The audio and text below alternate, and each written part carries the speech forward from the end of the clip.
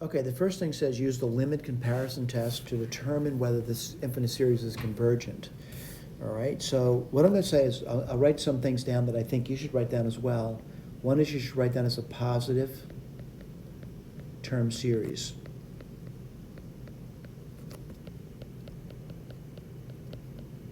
Now I'm going to use the limit comparison test. So I'm kind of looking at this, and the degree of the top is 1. The degree of the bottom is degree 3. So I'm going to use this for my comparison. N equals 3 to infinity. You may wonder why I'm starting at 3, because they're starting at 3.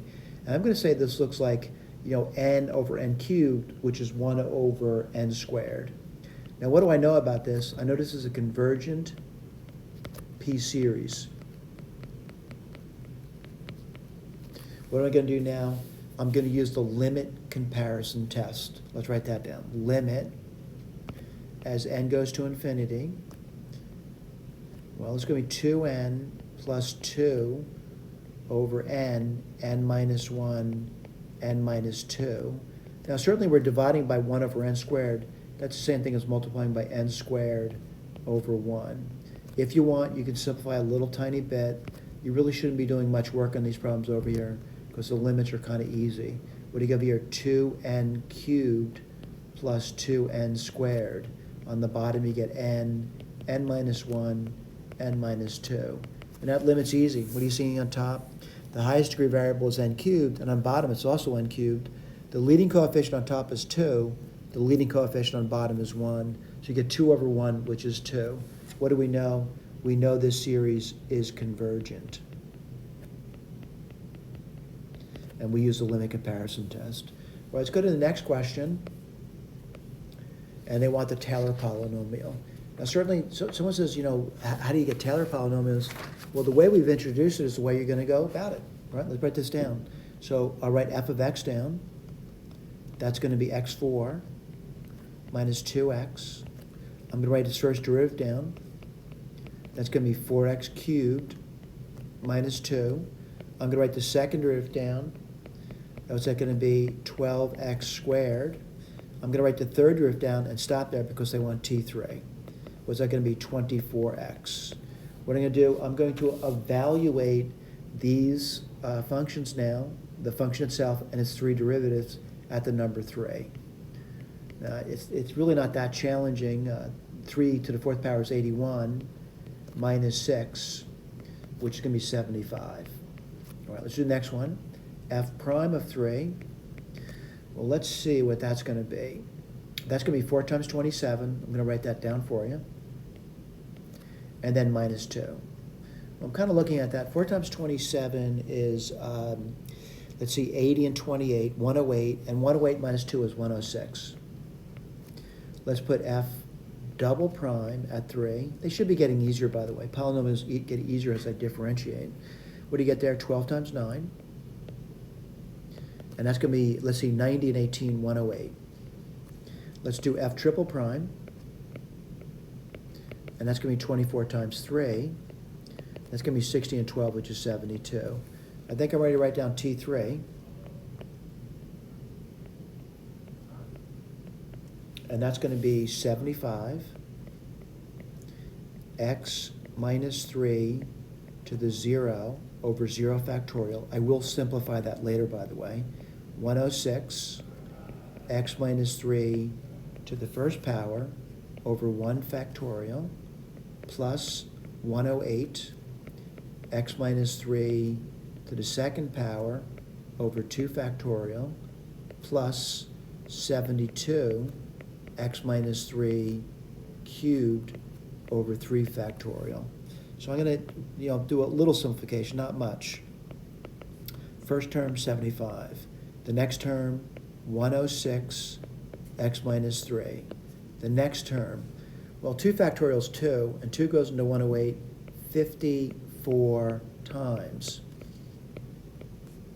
Let's put the next term down, plus 3 factorial is 6, and 6 goes into 72 12 times. Put a box in this. We're done. Let's go to the next question. Okay, next question, use the formula. What formula are we talking about? Well, the formula that we like in Math 122, which is formula over here, I'll write this down for you. N equals 0, off to infinity, x to the n would be equal to, well, x to the 0, 1, plus x squared, plus yada, yada, yada, yada. You get the idea. So the deal about this one, this only works if the absolute value of x is less than 1. So what I want to do is I want to look at this series they've just given me, and I'm going to try to get the first term to be 1. How am I going to do that? I'm going to factor out 4 cubed. Oh, by the way, this sum equals 1 over 1 minus x, if those conditions are met. Let's say it's going to be 4 cubed over 7 cubed times 1 plus 4 sevenths to the first power plus 4 sevenths squared plus yada, yada, yada. I think I see it. 4 cubed, we'll do that later, by the way. 7 cubed. What's this sum going to be? I'm looking at the formula. It's going to be 1 and 1 minus what's the x is, which is 4 sevenths. I can multiply top and bottom by 7.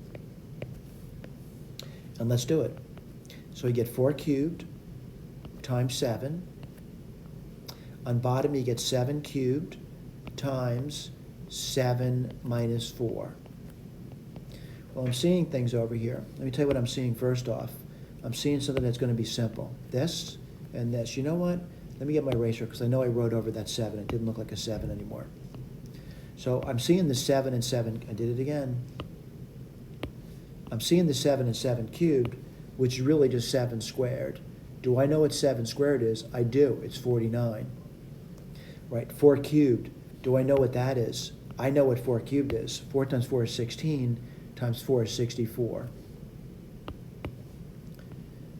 All right, 7 minus 4 is 3. All right, I'm almost there. This is 64, and 3 times 49 is 147. That's the sum. All right, let's go to the next question. And again, when you go through an exam, you start to say yourself that, the question's been fairly easy so far. My opinion, yes, they've been easy so far. I'm looking at this one over here and thinking to myself here's another question that I believe is going to be pretty easy for me to deal with, though. And this is usually integral test.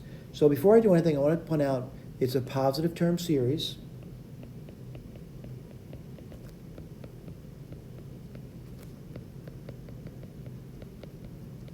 And I'm going to put f of x down.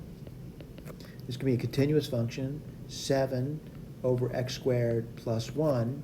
And this is going to be continuous, positive, decreasing when x is on the interval between 1 and infinity. All right? So it's continuous, positive, decreasing from 1 to infinity. I'm going to put the integration down now.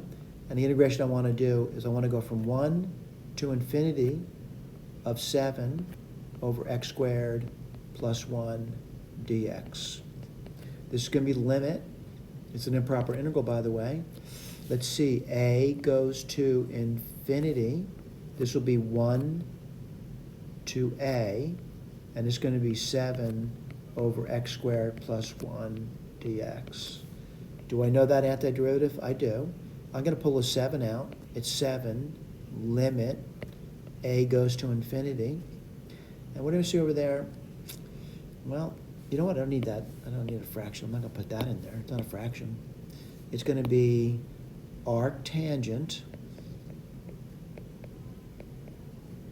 of A minus the arctangent of 1. I have to do this limit now. What do you get over here? You get 7. Well, if A goes to infinity, the arctangent of A goes to pi over 2. That was simple. Minus the arctan of 1, which is pi over 4. What do you get over here? 7. Common over is 4. You're going to get 2 minus 1, which is 1. So you're going to get 7 pi over 4. So it integrates to a finite number. So what do you know about this over here? It converges. All right? So let's take a look and see if we got the next problem going.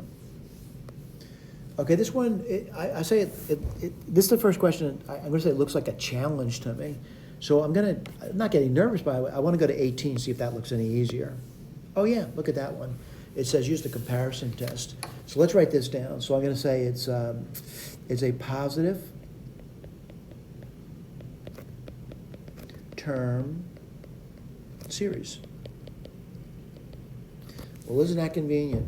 So I'm kind of looking at this, and I want to get a comparison, and I'm going to say a good comparison for this one over here would be a convergent p-series. This goes off to infinity. And let me just write this down for you. So I'm going to compare it to this guy over here. This is a convergent p-series. Now what do I have to do? I have to make sure term-wise that the term here for the convergent p-series is always going to be bigger than the other guy. So let's write this down. This is what I got to show. So I'm going to have to show that the sine squared n over n4 is always less than or equal to 1 over n4 for the n's that are on the interval from 3, and these are integer numbers, by the way, to infinity. I need to show that. Now looking at it, they're positive numbers, so I can just multiply both sides by n4 without worrying about it. What am I left off with? Left off with this. What do I know about this? The sine function is never going to exceed 1. So this is true for n on the interval between 3 and infinity. What about this over here? Convergent. All right, I know that. All right, now what happens to a lot of students, by the way, so especially, I understand it, especially if you're pressed for time. I'm hoping these exams are not overly long, but you may have forgotten that you've not done a question, by the way. So I would say what you're going to do now is, make sure you're at the end of the exam. I believe we're at the end of the exam. I think it's question number 18, we're at the end. And what I want to do is I want to go backwards to this one, which I have not done. Now someone says, if you haven't done that one, do you want to do that one? I certainly want to do that one. But I have plenty of time to do it. And someone says, what do you mean I have plenty of time to do that? I have plenty of time to do this. They also give me a hint here. They say it has something to do with partial fractions. So the first thing I want to do is I want to write partial fraction problem down for you. So I'm going to write 1, and I write 4n squared minus 25. I'm going to write down a over 2n minus 5, let's see, plus b over 2n plus 5. All right? So I guess I have to do something now, right? I guess I got to clear the fraction, and you're going to get 1 equals a 2n plus 5 plus b 2n minus 5. Well, I'm going to pick an easy n, and you could disagree with the easiness of this, but I'm going to say 5 over 2. What does that give me? On the left, I always get 1. On the right side, what do you get? You get 10a. So I'm going to say that's pretty easy. A is 1/10. Now I'm going to pick another easy n. I'm going to pick minus 5 over 2. What does that give me? 1. Always 1, by the way. Let's see. The first term would disappear. The second term would be what? Minus 10b. Well, that's easy too, isn't it? B is going to be minus 1/10. So I'm going to rewrite the sum as, let's see, 1/10 times the sum n equals 1 to infinity, 1 over 2n minus 5 minus 1 over 2n plus 5. So this hopefully is going to be an easy telescoping series problem. So I want to write down Sn for you. And Sn is going to be 110. And I'm not stopping at infinity. I'm stopping at big N. So I'm going to start to write this stuff down for you.